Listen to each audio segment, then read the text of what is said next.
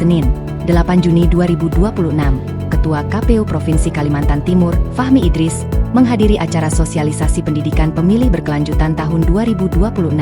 Agenda strategis yang diinisiasi oleh KPU RI bersama anggota Komisi 2 DPR RI, Haji Aus Hidayat Nur. Ini digelar dalam rangka meningkatkan kesadaran politik dan partisipasi aktif masyarakat secara berkesinambungan. Dalam pidato sambutannya, Fahmi Idris menyoroti tantangan besar yang dihadapi dalam pemilu daerah terdahulu. Ia memaparkan data bahwa persentase masyarakat yang tidak menggunakan hak pilihnya, golput, pada pelaksanaan pemilihan kepala daerah, pilkada, sebelumnya tergolong sangat tinggi, yakni mencapai hampir 30% dari total daftar pemilih. Angka tidak menggunakan hak pilih yang menyentuh hampir 30% pada pilkada lalu merupakan jumlah yang sangat besar. Hal ini tentu menjadi perhatian dan evaluasi kita bersama, ujar Fahmi di hadapan para peserta sosialisasi. Fahmi menyayangkan adanya dinamika psikologis di masyarakat yang cenderung apatis terhadap kontestasi politik.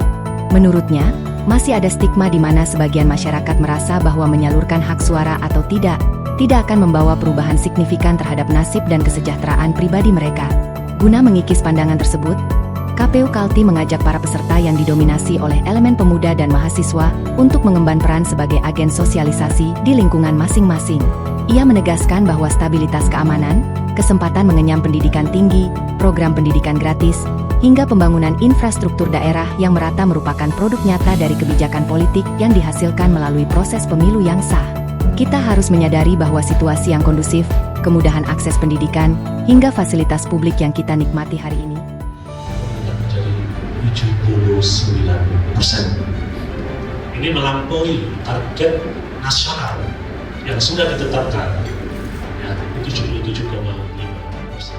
Untuk pilkada sendiri, itu kemarin pemilihan pilgub Gubernur dan Wakil Kalimantan Timur, secara umum yang sebelumnya di tahun 2018 itu cuma 58%, itu memberikan hampir 67-68%. Ini membuktikan bahwa adik-adik yang di sini, yang tadi saya bilang apakah menggunakan hak pilihnya, ternyata memang adik-adik itu menggunakan hak pilihnya dengan benar. Tepuk tangan untuk kita semua. Sekarang yang menjadi pertanyaan di masyarakat, apa sih pekerjaan KPU setelah pelaksanaan pemilu dan pilkada? Kadang-kadang ada yang kita dengar bahwa KPU itu kerjanya 5 tahun cuma sekali, pada saat pemilu dan pilkada saja. Itu teman-teman perlu garis bawah, itu tidak benar.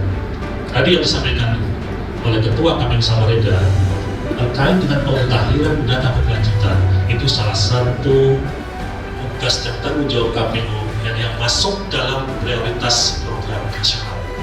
Jadi ada 3 program prioritas nasional KPU. Yang pertama terkait pemutakhiran data berkelanjutan, yang tadi sudah diinformasikan sama Ketua Samarinda. Yang kedua terkait sistem informasi kepemiluan, dan yang ketiga terkait dengan salah satunya ini sosialisasi dan pendidikan pemilu berkelanjutan. Kemudian juga teman-teman semua bahwa sebentar lagi juga kita akan melakukan pemutakhiran data partai politik. Ya. Kenapa? Karena sesuai dengan Undang-Undang Nomor 7 Tahun 2017, di pasal 167 ayat 7 mengatakan bahwa untuk pemilu nasional di tahun 2029 maka tahapannya akan dimulai 20 bulan sebelum pemungutan suara. Artinya di 2027 bulan Mei maka akan dilakukan pemutakhiran data partai politik berkelanjutan sekaligus verifikasi partai politik.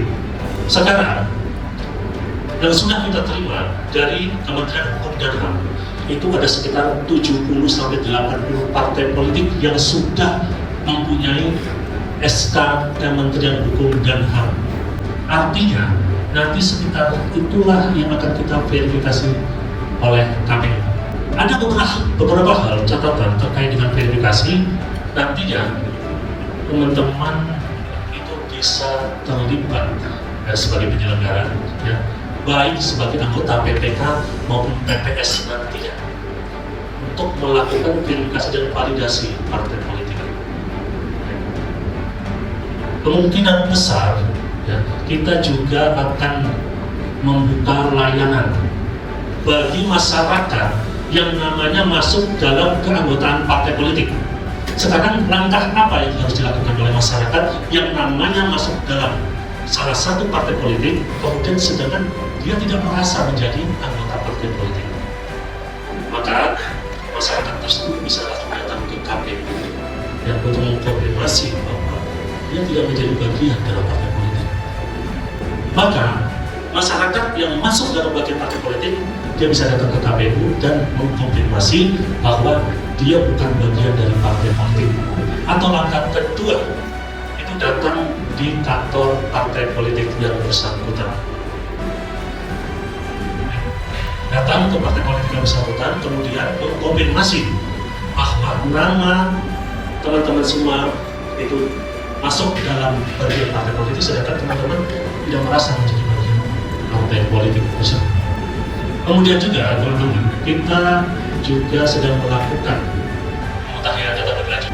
Kemarin pada saat pilkada itu DPT kita hampir 2,7 sampai 2,8. Sekarang Pak Ustadz, dengan berjalannya pemutahiran data berlanjutan, ini sekarang sudah hampir 2,3. Hampir menyentuh angka 3 juta untuk daftar pemilih se-Kalimantan Timur. Artinya data itu terus akan berkembang bertambah.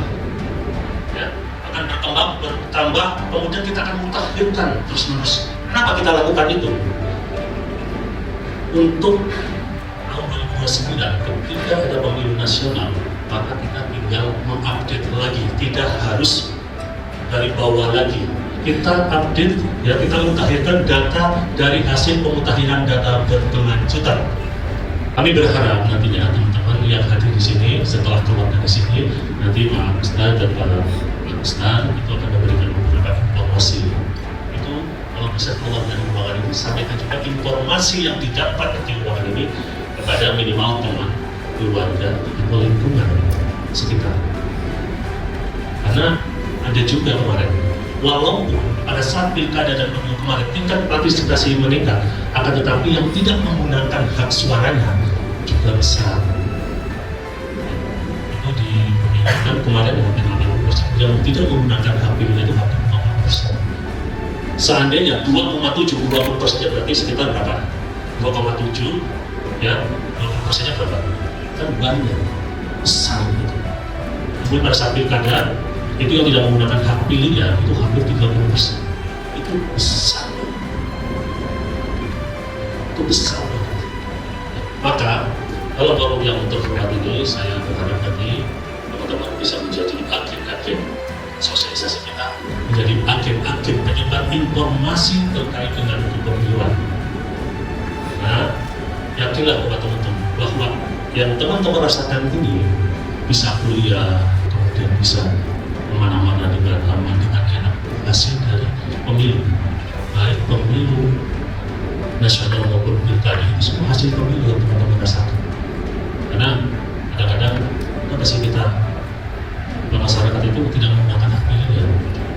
Masyarakat menjawab begini, Pak, saya pilih maupun nggak pilih juga nasib saya begini-begini aja. Ada apatis sekali terkait dengan pemilu. Jadi teman-teman, yang seperti itulah tugas teman-teman untuk bisa mengedukasi, memberikan pemahaman bahwa apa yang kita rasakan sekarang, kita nikmati sekarang, itu semua hasil pemilu. Gak ada yang kita rasakan tidak hasil pemilu, semuanya hasil pemilu. Itu jalan-jalan yang kita rasakan mulus, kemudian ada pendidikan gratis, ada apa, semua itu hasil pemilu. Sehingga satu suara yang teman-teman pakai, teman-teman gunakan, itu sangat-sangat berarti buat kemajuan, kemakmuran masyarakat dan program Timur. Ya. Mungkin nanti dari Pak Ustadz dan Pak Ustadz lebih jelas, akan lebih lengkap terkait dengan penyampaian beberapa informasi terkait dengan kepemiluan. Mungkin itu saja yang bisa saya sampaikan. Jadi gini, teman-teman, itu kemarin di kantor KPU itu banyak sekali kok teman-teman dari Unmul, kemudian dari UINSI, UMKT itu yang melakukan magang di KPU. Jadi teman-teman, ketika mau belajar terkait dengan kepemimpinan, ketika mau belajar terkait dengan demokrasi, silakan. kami Kaltim, kami Samarinda terbuka lebar, silakan. Mau KKN, mau magang, mau audiensi terkait dengan kepentingan silakan. Dan kami membuka pintu yang lebar untuk teman-teman semua. Nah, itu saja mungkin yang bisa saya sampaikan. Mohon maaf atas segala kekurangan dan kesilapan. Saya akhiri. Assalamualaikum warahmatullahi wabarakatuh.